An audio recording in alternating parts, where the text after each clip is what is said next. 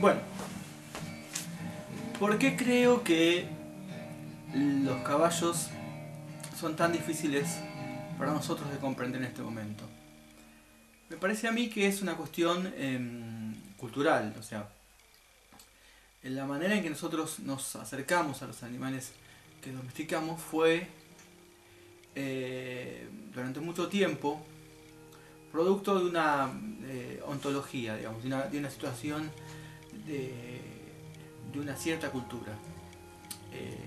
Esta cultura después generó lo que conocemos como cultura occidental, y se extendió esta visión por el resto del planeta. Esta cultura en particular tenía sobre la naturaleza, los animales y otros seres la idea de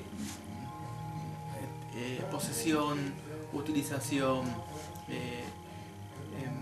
inferioridad, que no tenían otras culturas. Los mecanismos de esta cultura hicieron que posible la expansión de esta ideología, y la ciencia se nutrió también de esta concepción, que recién hoy por hoy está como de a poco abandonando en ciertos aspectos, ¿no? En algunos otros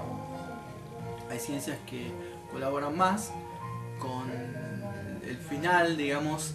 de esta idea que tenemos de los animales, tan antigua y tan propia de nuestra cultura, y hay otras partes de la ciencia que no colaboran tanto.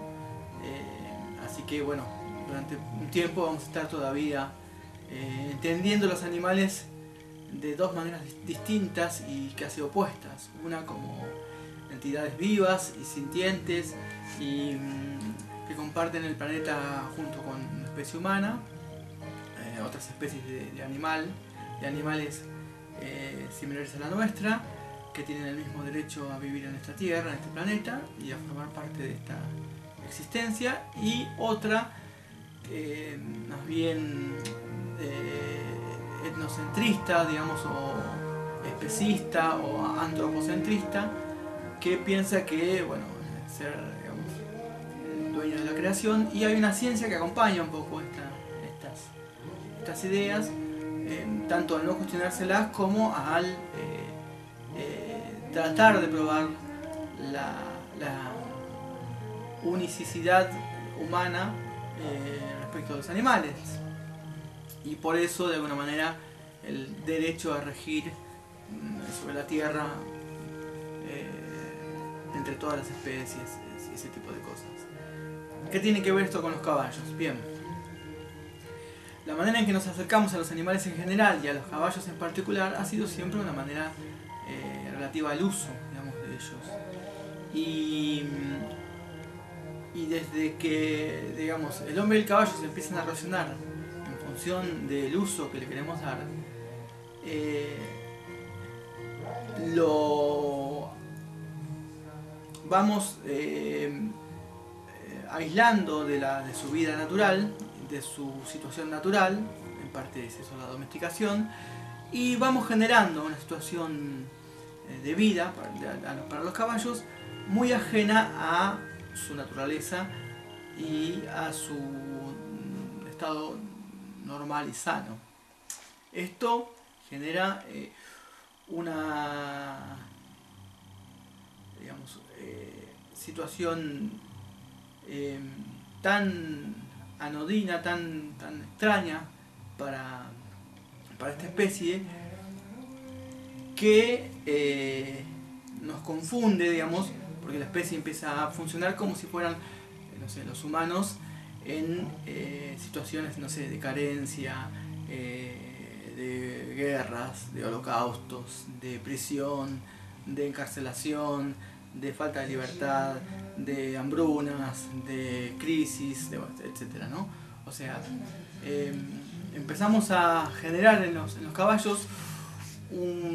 comportamientos que no son normales, son emergentes en situaciones extremas. estos comportamientos emergentes en situaciones extremas, nosotros los consideramos comportamientos normales de los caballos y desarrollamos metodologías que permiten su control y su comprensión y su uso adaptadas a esa concepción del caballo. Entonces, con esto quiero decir que el caballo que conocemos y que hemos estudiado hasta ahora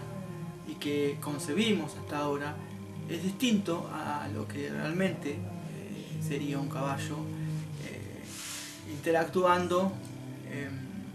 de manera espontánea, natural, con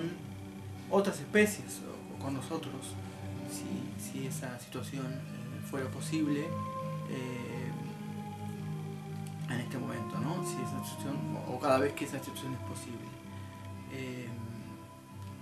Hasta aquí, por lo menos, una